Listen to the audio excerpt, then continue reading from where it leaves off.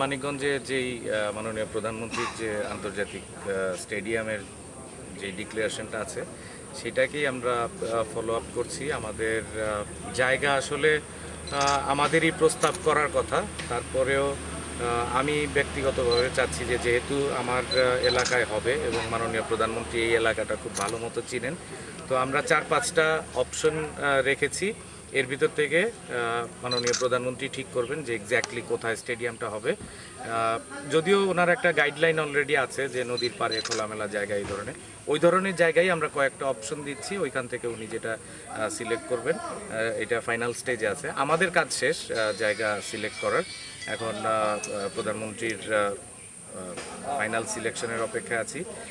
In the mean time কিছু বিদেশিদের সঙ্গে আমাদের মন্ত্রণালয়েরও যোগাযোগ হয়েছে।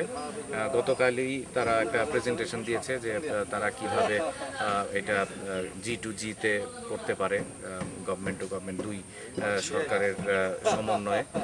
তারা উৎসাহ দেখিয়েছে, তাদের লেটার অফ ইন্টারেস্ট দিয়েছে যে আমরা শুধু ক্রিকেট স্টেডিয়াম না, স্পোর্টস কমপ্লেক্সই তারা ডেভেলপ করতে ইন্টারেস্টেড।